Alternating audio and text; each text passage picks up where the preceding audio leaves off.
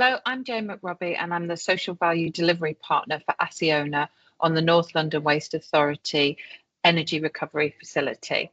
And I'm here to talk to you today about the social value model and its application within public procurement. As part of this session, we're going to cover what the social value model is, the background to it in terms of PPN 0620 and the legislation regarding taking account of social value, the themes that are in the social value model, the award criteria, the detail of the social value model, the reporting metrics that are included in it, and at the end we're going to look at some illustrative examples about how the model has driven out social value impacts within procurement. So to start with the model itself, the social value model was launched 2-3 years ago, and it's become a critical tool in the UK government public procurement. So what it offers, it gives procurers a toolkit for how they can embed, evaluate and monitor and measure social value within contracts. It ensures that suppliers are evaluated not only on price and quality, but also on their ability to deliver social value or added value through their contract. It's a very structured and transparent approach to assessing how suppliers' proposals align with the government's social value objectives, and it allows public sector procurers to measure apples with apples because there's a clear set of questions and illustrative examples and reporting metrics that all bidders or tenderers respond to. And it's focused on ensuring that public spending contributes to societal benefits. Okay, so it first came about through the introduction of PPN 0620, which came around in 2020, called Taking Account of Social Value. And that was when the UK government, as in the English government, established a new model for delivering social value that was related to the impact of COVID-19 on the economy and also on communities. And it established their priorities for social value within public contracts. And a really critical thing that it did was it introduced a minimum weighting of 10% within public procurement, within all public procurement of social value. And this demonstrated a real shift from should that existed within the Social Value Act in 2014 to must. So it became a requirement rather than a nice to have within procurement. It requires all in-scope organisations, and we'll talk in more detail about who are the in-scope organisations, to evaluate rather than consider social value. So that's that shift from should to must, that they have to evaluate rather than consider social value within their procurement activity.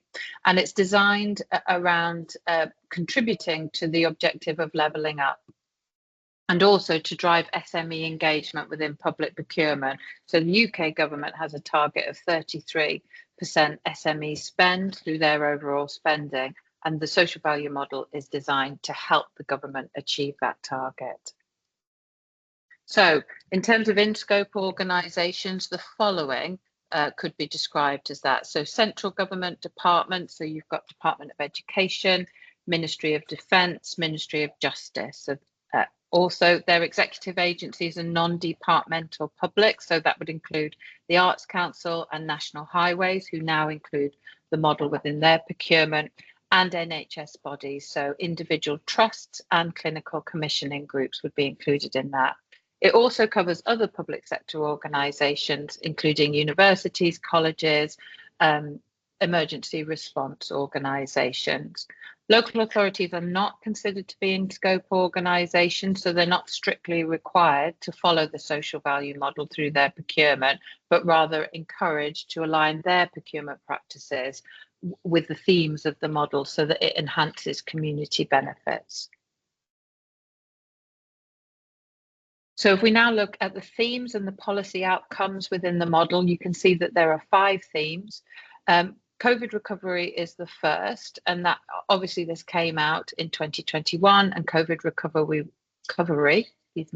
was a key objective for the government, and that was about helping local communities manage and recover from the impact of COVID-19. As we see new iterations of the model, we may find that COVID recovery becomes less important and even moves to not being a theme.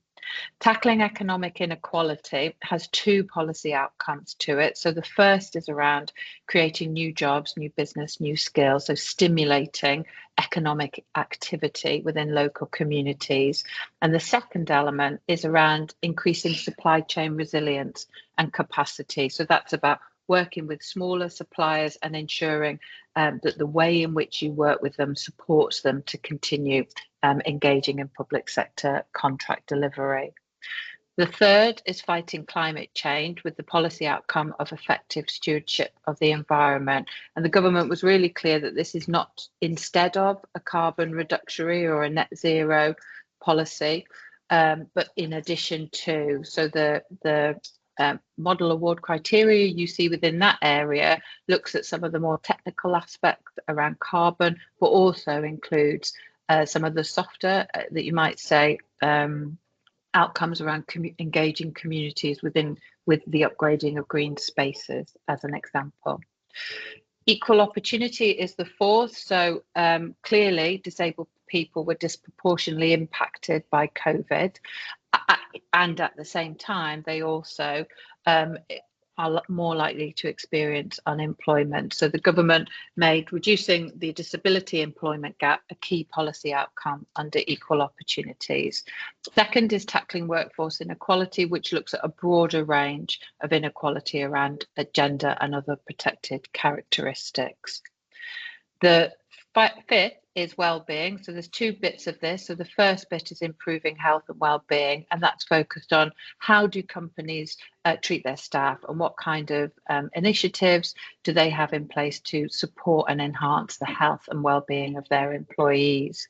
The second element is improved community cohesion, which is more outward focused. So how does that company operate in relation to the communities in which it works, and how does it contribute to community well-being and community cohesion through those activities?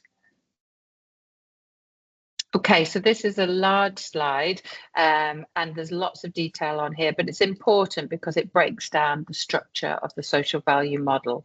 So across the top in purple, you've got each of the 5 themes, and then in green, you've got those policy outcomes that we've just gone through. The white breaks down to the model award criteria. So that's the specific activity that the procurer will be asking contractors, tenderers, how they deliver. So if we take an example of that within Create New Business, New Jobs and Skills, you will see that that breaks down into 3 elements. So you've got the first element, 2.1, which is looking at opportunities for entrepreneurship and helping organisations grow, new and small organisations grow. The second one is around creating employment and training, particularly for those people who face barriers. So how are you going to increase access to jobs for people who experience barriers to employment? And the third one looks at education and attainment relevant to the contract. So how are you going to support people who do access those jobs to upskill and to progress into better paid jobs, and how might that support your succession planning? So together, all of those 3 separate activities contribute to creating new jobs, new business and new skills. And you'll see if you look at it, if you go along, the MACs all relate up to the theme in a specific way. Okay, so if we look at theme 2, which is tackling economic inequality, sorry, Freya, tackling economic inequality, as I've said, the MAC is broken down into 3 quite distinct areas, and each of these areas will have a set of unique illustrative examples that tenderers and bidders are asked to respond to. So within the first one, the third one, education and training, you would be responding to your understanding of employment and skills issues within the area of the contract or within the sector of the contract delivery. So that would include understanding the demographics of that local area, any skill shortages that were going on, or any opportunities within high growth sectors, and then understanding what is the profile of underrepresented groups within your workforce and within that local community, and what are the challenges that they might face in terms of accessing those jobs. And then next you would look at educational attainment relevant to the contract. So what are the training schemes, apprenticeships, vocational qualifications that you might include in your contract delivery that help address those skilled gaps and also result in recognised qualifications for individuals that will help them find work in new areas or progress within your own organisation. The third one relates to how you might support skills growth and sustainability in the contract workforce, kind of outside of those vocational or academic qualifications. So how might you work within the communities to offer career talks so that you're inspiring young people to enter that sector, curriculum support to help raise attainment levels within that local area, or including safety talks, literacy support, and how might you use volunteering to deliver that? So it's not additional cost to the contract, but it's additional activity that has clear and measurable social value outcomes to it. And then specifically looking at the delivery of apprenticeships, traineeships, and T-level industry placement opportunities in recognising that those qualifications help people with no skills for that particular sector gain those skills within a very structured environment that gives them on the job and off the job training and learning and experience. If we move on, the reporting metrics, so these 4 reporting metrics are the same for each of those 3 MACs. So they are talking about looking at the number of full-time equivalent employment opportunities created under the contract. So you might have 10 people who are working part-time on your contract that together all of their hours would create 5 FTE employment opportunities. The number of apprenticeship opportunities that are created or retained, in that you might already have apprentices, and this new contract helps you to retain those apprentices.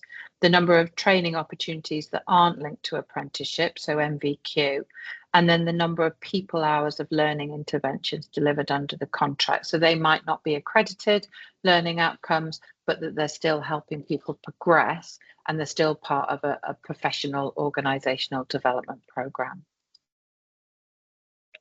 Okay, so each of the MACs has the same response structure. So bidders and tenderers who are being asked by public sector procurers to respond to social value model questions all respond to the same structure.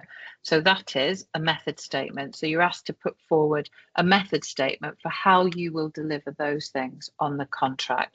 So that method statement would need to identify what you're going to deliver, what are the specific things that you're going to do, how you're going to deliver them, and then who are the key people that would be involved in that delivery. So that really helps bidders and tenderers focus, rather than talk about all the good things they might do on other contracts or as a company. What they're being asked to be really clear about through the model is to say what they will do for this contract and how they're going to deliver it. So to kind of support that method statement, the responses also ask for a project plan and processes. So that's to give confidence that that's been thought through, that delivery process.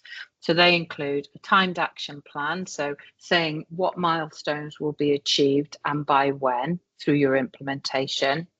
Use of metrics, so what are the specific indicators that you're going to set so that you understand what good looks like and you're able to measure progress. And then tools and processes. So you would highlight the different methods and systems used for data collection and reporting. So for a big contract, that might be using something like the National TOMS or the different, the different like Thrive, the different options that there are for doing that. Or it might be that you're going to use a specific data entry monitoring Excel sheet, and you're going to hand that in every month so that the client is up to date on what's being delivered. So in addition to that, you would talk about the frequency and the format of the progress reports that you will do to the client, and then how you're going to gain feedback and improvement. So what are you going to put in place and who are you going to engage with to ensure that there's opportunities for continuous improvement through your delivery? And then transparency. So how are you going to operate to ensure that there's openness in terms of the processes that you're delivering and the reporting that you're submitting. And then finally, there's influencing stakeholders. So this is a section which is consistent across all of the MACs, which is asking how is the activity that you're going to undertake in this contract going to influence communities, customers, suppliers and staff? So how are you going to capacity build those different stakeholder groups in order to drive the level of social value impact that you will achieve on this contract? Okay, so we'll look at some illustrative examples of how the social value model has been responded to in different contracts. So if we look at North London, the North London Heat and Power Project and the work that Acciona has done, we worked with Women into Construction to establish an employability programme. So that was an employability programme that offered unemployed women from the local boroughs opportunities for training where they gained vocational qualifications and then a work placement which gave them work experience of working on the site, and then at the end of that they were interviewed for jobs that were available on the contract. So that was a tailored programme to meet the needs of those women that supported them to be job ready at that interview stage. This is one from an IT company where they pledged to create an apprenticeship program. So this was about driving up the numbers of apprenticeships to be delivered through their contract. So as a facilities management organisation, they were able to levy share. So they were a big company and they had an apprenticeship levy, and they were able to share that with the school so that they could take on, so that teachers within the school could take on digital apprenticeship opportunities. And in doing that, we're capacity building the skill set of those teachers so that the curriculum was taught in a more engaging and up-to-date way for the children. So that was all part of a kind of career progression route for those children and for the teachers, and then raising the attainment levels of the children involved in that. And then another example would be a social enterprise partnership. So a large service providers, we've taken the names out of here, working with a social enterprise that employs people with disabilities to deliver part of their contract. So the social enterprise operates as a business, it is a business, and it delivers construction, cleaning, landscaping, and it employs people who traditionally face barriers into employment.